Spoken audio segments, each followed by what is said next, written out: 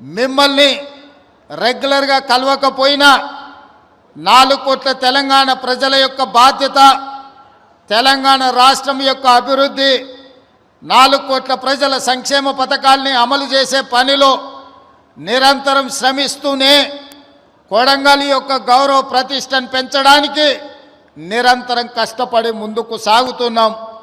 ఇవాళ రాష్ట్రం నలుమూలల కొడంగల్ శాసనసభ నియోజకవర్గం నుంచి ప్రజలు చూస్తున్నారు.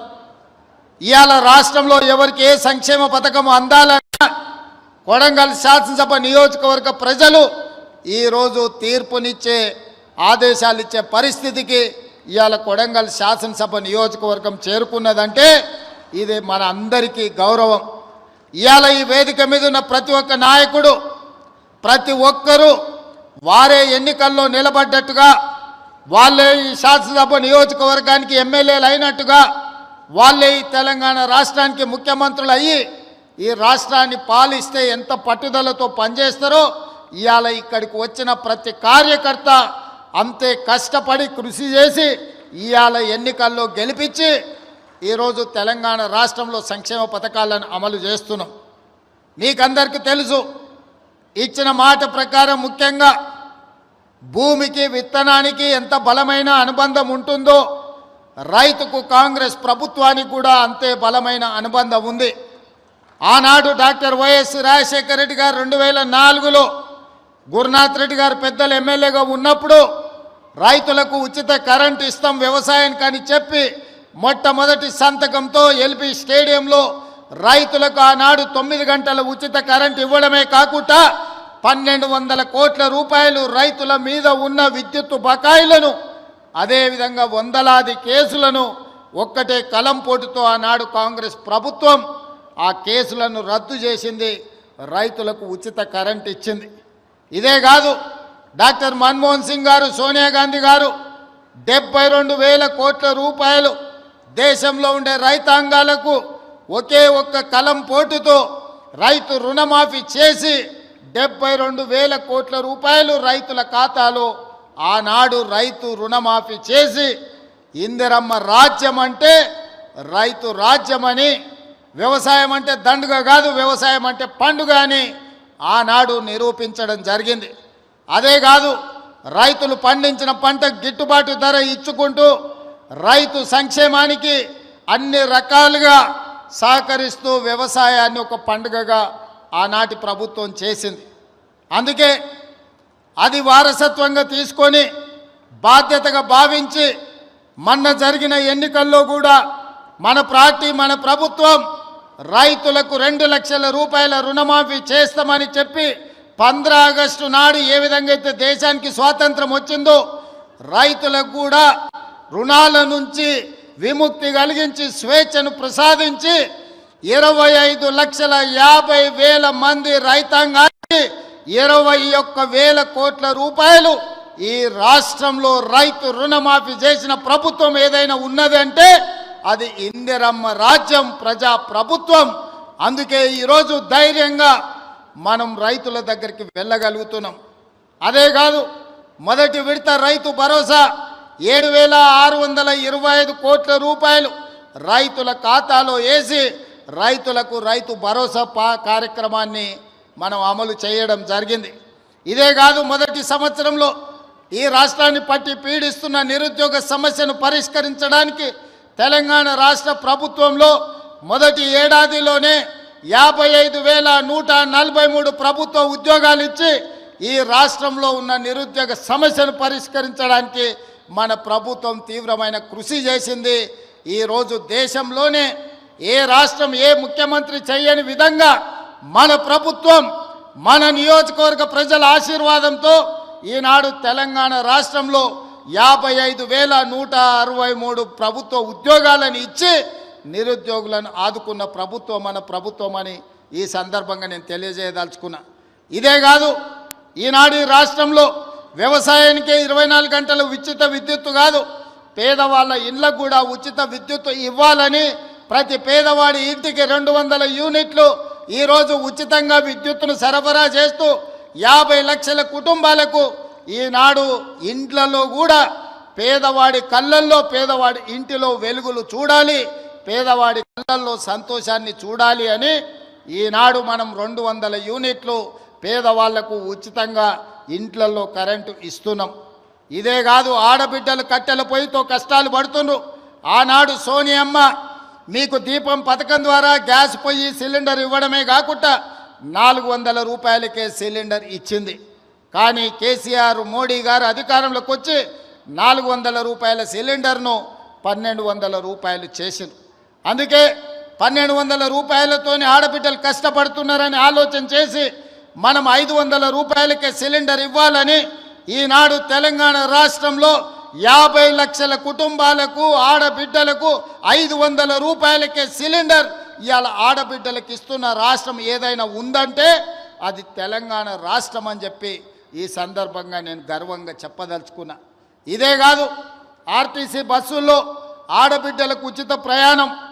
ఆనాడు అమ్మగారి ఇంటికి పోవాలన్నా, ఏదైనా ఆలయాన్ని సందర్శించుకోవాలన్నా ఆర్టీసీలో ఆడబిడ్డలకు టికెట్ కొనాల్సిన పరిస్థితి. ఈనాడు ఆ పరిస్థితి నుంచి విముక్తి కలిగించి రాష్ట్రం నలుమూలల ఎక్కడి నుంచి ఎక్కడికైనా ఆడబిడ్డలు ప్రయాణం చేయదలుచుకుంటే ఆర్టీసీ బస్సులో ఉచితంగా ప్రయాణం చేయొచ్చు. ఆడబిడ్డ ఎక్కడైనా ఆర్టీసీ బస్సుకు చెయ్యి అడ్డం పెడితే ఆడబిడ్డను ఎక్కించుకొని వాళ్ళ ఇంటి దగ్గర దించే బాధ్యత ఈనాడు మన ప్రభుత్వం తీసుకున్నది. అందుకే ఈరోజు రాష్ట్రం నలుమూలల దాదాపుగా 120 కోట్ల మంది ఆడబిడ్డలు ఈ 13 నెలల ఆర్టీసీ బస్సుల్లో ఉచిత ప్రయాణం చేస్తే దాదాపుగా 4000 కోట్ల రూపాయలు ఆర్టీసీ కార్పొరేషన్కు రాష్ట్ర ప్రభుత్వం చెల్లించడం జరిగింది. ఈ విధంగా రైతులకు అదే రుణమాఫీ, నిరుద్యోగ యువకులకు ఉద్యోగ ఉపాధి అవకాశాలు, ఆడబిడ్డలకు ఆర్టీసీలో ఉచిత ప్రయాణం, అదే విధంగా 500 రూపాయలకే సిలిండర్, పేదవాడి ఇంటికి ఉచిత విద్యుత్తు, ఈ పథకాలన్నిటిని అమలు చేసినాం.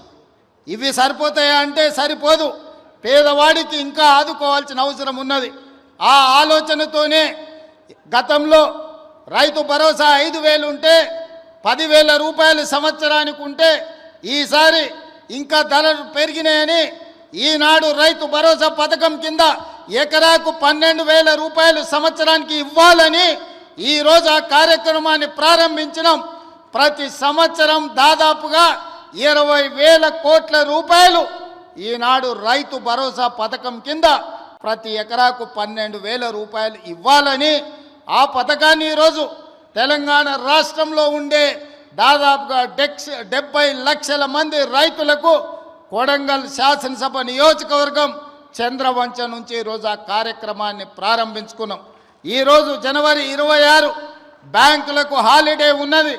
రాత్రి 12 గంటల తర్వాత ప్రతి రైతుకు, రాష్ట్రంలో ఉన్న వ్యవసాయ భూమి ఉన్న ప్రతి రైతుకు రాత్రి 12 గంటల తర్వాత ప్రతి ఎకరాకు 6,000 రూపాయలతోని మీ ఖాతాల్లో మీ నగదు టకీమని పడే విధంగా ఈరోజు కార్యక్రమాన్ని తీసుకున్నాం. ఇంత గొప్ప కార్యక్రమం, ఈ రాష్ట్రంలో ఉండే లక్షలాది మంది రైతాంగ కుటుంబాలను ఆదుకోవాలన్న కార్యక్రమం ఇవాళ కొడంగల్ శాసనసభ నియోజకవర్గం చంద్రవంచ గ్రామం నుంచి ప్రారంభించుకోవడం మనందరికీ సంతోషం. ఈరోజు రాష్ట్రం మొత్తం చంద్రవంచ వైపు చూస్తుంది అంటే రైతుల కళ్ళల్లో ఆనందం మనం ఈ వేదిక మీద నుంచి చూడాల్సిన అవసరం ఉన్నది. అదేవిధంగా పేదలు, నేను పాదయాత్ర చేసినప్పుడు సమ్మక్క సారలమ్మ జాతర నుంచి ములుగు నియోజకవర్గంలో పాదయాత్ర మొదలుపెట్టి ఆ రోజు ఖమ్మము, వరంగల్, ఆదిలాబాదు, అదేవిధంగా నిజామాబాదు, కరీంనగర్ ఈ ప్రాంతాలలో తిరుగుతున్నప్పుడు తండాలలో, గూడాలలో, మారుమూల పల్లెల్లో పేదోళ్ళు వచ్చిండ్రు. వాళ్ళందరూ అడిగినరు, సార్ భూమి ఉన్న వాళ్ళకే రైతు భరోసా ఇస్తున్నారు, భూమి ఉన్న వాళ్ళకే ఉచిత కరెంటు ఇస్తున్నారు, భూమి ఉన్న వాళ్ళకే అన్ని చేస్తున్నారు, భూమి లేని మాలాంటి పేదలను మీరు ఆదుకోవాల్సిన అవసరం ఉన్నది, మా కష్టాలు తీరవండి అని భూమి లేని పేదలు వచ్చి కలిసినారు. ఆలోచన చేసినాం, మంత్రివర్గంలో చర్చించినాం. అందుకే ఈనాడు భూమి లేని నిరుపేదలకు, ఉపాధి హామీ పథకంలో పనిచేస్తున్న వాళ్లకు ఖచ్చితంగా సంవత్సరానికి 12,000 రూపాయలు ప్రతి కుటుంబానికి ఇవ్వాలని ఇందిరమ్మ ఆత్మీయ భరోసా కార్యక్రమాన్ని ఇవాళ చంద్రవంచలో ఈ గ్రామ పంచాయతీలో ప్రారంభించుకున్నాం. దాదాపుగా ఇందిరమ్మ ఆత్మీయ భరోసా కార్యక్రమం 10 లక్షల కుటుంబాలకు మేలు జరగబోతుంది. ఇవాళ భూమి లేని నిరుపేదలను, ముఖ్యంగా దళితులను, గిరిజనులను, ఆదివాసులను, బలహీన వర్గాలను ఆదుకోవడానికి పథకం తీసుకొచ్చినాం. వాళ్ళ ఖాతాలో కూడా సంవత్సరానికి 12,000 రూపాయలు వేయబోతున్నాం. వాళ్ళ నగదు కూడా రాత్రి 12 గంటల తర్వాత బదిలీ కాబోతున్నదని చెప్పి నేను ఈ సందర్భంగా తెలియజేయదలుచుకున్నా. అదేవిధంగా ఇందిరమ్మ ఇల్లు, పేదవాళ్ళకి ఇందిరమ్మ ఇల్లు అనగానే డాక్టర్ వైఎస్ రాజశేఖర రెడ్డి గుర్తొస్తాడు. ఆనాడు 2004 నుంచి 2014 వరకు ప్రతి పేదవాడికి ఇల్లు లేని ప్రతి వాడికి ఇల్లు కట్టుకోవడానికి ఆనాడు ఇందిరమ్మ ఇల్లు ఇచ్చినాం. 2004 నుంచి 2009 వరకు, 2009 నుంచి 2014 వరకు నేను గురునాథ్ రెడ్డి గారు ఎమ్మెల్యేలుగా ఉన్నప్పుడు ఈ నియోజకవర్గంలోనే రాష్ట్రంలో అత్యధికంగా తెలంగాణ రాష్ట్రంలో ఇందిరమ్మ ఇండ్లు తీసుకున్న నియోజకవర్గం ఉందంటే దాదాపుగా 36,000 ఇండ్లు ఈ నియోజకవర్గంలో మేమిద్దరం ఆనాడు పేదలకు ఇప్పించినాం. చంద్రశేఖరరావు కడుపు మండి 2014లో అధికారంలోకి వచ్చిన తర్వాత ఎందుకు కొడంగల్ పేదలకు అత్యధికంగా ఇల్లు ఇచ్చిందని సిబిసిఐడి ఎంక్వైరీ చేసిండు. కానీ ఆయన ఎన్నికలప్పుడు మనకు మాట చెప్పిన డబుల్ బెడ్రూమ్ ఇల్లు ఇస్తా అని. నేను అడుగుతున్న ఈడున్న కొడంగల్ శాసనసభ నియోజకవర్గ యువకులను, చాలామంది ఇక్కడికి వచ్చిండ్రు, మీ గ్రామాలలో ఎవరికైనా డబుల్ బెడ్రూమ్ ఇల్లు వచ్చిందా? ఎవరికైనా వచ్చిందా? మొత్తం మన నియోజకవర్గంలో కూడా ఏ ఒక్కరికొక డబుల్ బెడ్రూమ్ ఇల్లు ఇయ్యలే. ఊరికో కోడి, ఇంటికో ఈక కూడా ఆనాడు ప్రభుత్వం ఇవ్వలేదు. కానీ ఈనాడు ఈరోజు ఈ వేదిక మీద నుంచి చంద్రవంచలో ఉన్న పేదవాళ్ళందరికీ ఇందిరమ్మ ఇల్లు ఇవ్వడమే కాకుండా ఈ శాసనసభ నియోజకవర్గంలో మార్చి 31 తారీఖు లోపల 3,500 ఇందిరమ్మ ఇల్లు పేదవాళ్లకు ప్రతి వాడికి 5 లక్షల రూపాయలు ఉచితంగా ఇందిరమ్మ ఇల్లు కట్టుకోవడానికి మనం రాబోయే 2.5 నెలల్లో కొడంగల్ శాసనసభ నియోజకవర్గంలో ఇండ్లు మనం ఇచ్చుకోబోతున్నాం. ఇవి సరిపోవు. ప్రతి సంవత్సరం సరాసరిగా 4,000 ఇండ్లన్నా ఇచ్చి రాబోయే 4 ఏళ్ల 15 నుంచి 20,000 ఇందిరమ్మ ఇండ్లు కొడంగల్ శాసనసభ నియోజకవర్గంలో ఇచ్చి ప్రతి పేదవాడిని ఒక ఇంటి వాడిని చేసే బాధ్యత ఈరోజు నేను తీసుకుంటా మీ సోదరుడిగా. ఈరోజు మీరు అండగా నిలబడి మీరు ఆశీర్వదించి ఇక్కడ శాసనసభ్యుని చేస్తే తెలంగాణ రాష్ట్రానికి ముఖ్యమంత్రి అయినా మరి అలా నా బాధ్యత ఉంది. ఇక్కడున్న ప్రతి పేదవాడికి ఇందిరమ్మ ఇల్లు ఇవ్వాలి. రాబోయే 4 ఏళ్లలో 15,000 నుంచి 20,000 ఇండ్లు ఒక్క కొడంగల్ శాసనసభ నియోజకవర్గంలోనే ఇచ్చి ఇక్కడి పేదవాళ్ళను ఆదుకునే బాధ్యత నేను తీసుకుంటాను ఈ సందర్భంగా చెప్తున్నా. ఇవాళ రేషన్ కార్డులు ఎక్కడికి పోయినా పేదలు మాకు రేషన్ కార్డు లేదంటున్నారు. చంద్రశేఖరరావు గారు గొప్ప మేధావి, 80,000 పుస్తకాలు చదివిండు. వాళ్ళ కొడుకేమో అమెరికాలో చదువుకున్నా అంటాడు. 80,000 పుస్తకాలు చదువుకున్న ఆయన కానీ అమెరికాలో కంప్యూటర్ చదివొచ్చిన ఆయనకు ఈ తెలంగాణ రాష్ట్రంలో ఉన్న పేదలకు రేషన్ కార్డు ఇవ్వాలనే కనీస జ్ఞానం లేదు. 10 ఏళ్ళు ఎదురు చూసిన రేషన్ కార్డులు ఇవ్వలే. అందుకే ఇవాళ ప్రతి గ్రామంలో ఉన్న పేదవాడికి రాష్ట్రం మొత్తంలో 30-40 లక్షల కుటుంబాలకి ఇవాళ రేషన్ కార్డులు లేని ప్రతి వాళ్లకు రేషన్ కార్డు ఇవ్వాలని మన ప్రభుత్వం నిర్ణయం తీసుకున్నది. రేషన్ కార్డు ఇచ్చిన ప్రతి వాడికి సన్న బియ్యం పంచే కార్యక్రమాన్ని కూడా మన ప్రభుత్వం తీసుకుంటుంది. ఇవాళ రేషన్ కార్డు అనేది పేదవాడి యొక్క గుర్తింపు. ఆధార్ కార్డు ఎట్లనో రేషన్ కార్డు కూడా అట్లనే. ఎక్కడికి పోయినా ఏమున్నా లేకపోయినా పేదవాడిని అధికారులు రేషన్ కార్డు ఉందా అని అడుగుతారు. మరి ఇవ్వాల్సిన అధికారులు గత ప్రభుత్వం 10 ఏళ్ళు రేషన్ కార్డులు ఇవ్వలేదు. అందుకే ఇవాళ మనం ప్రతి గ్రామంలో గ్రామ సభలు పెట్టి గ్రామ సభల ద్వారా మన దగ్గర ఉన్న సమాచారాన్ని ఇవ్వడమే కాదు, రేషన్ కార్డులు రాని వాళ్ళను, వివరాలు లేని వాళ్ళను గ్రామ సభలల్లో మీ వివరాలు ఇవ్వండి, మీ అందరికీ రేషన్ కార్డులు ఇస్తామని చెప్పి మన ప్రభుత్వ అధికారులను గ్రామాలకు పంపించినాం. ప్రతి 6 నెలలకు క్రమము తప్పకుండా అధికారులను గ్రామాలకు పంపిస్తున్నాం. గత 10 ఏళ్లలో ఎప్పుడైనా అధికారులను చూసిండ్రా అని నేను అడుగుతున్నా. ఎప్పుడైనా చూసిండ్రా? కలెక్టర్లను చూసిండ్రా? ఆర్జీఓలను చూసిండ్రా? ఎంఆర్ఓలను చూసిండ్రా? అధికారులు ఎవరైనా మన గ్రామాలకు వచ్చిండ్రా?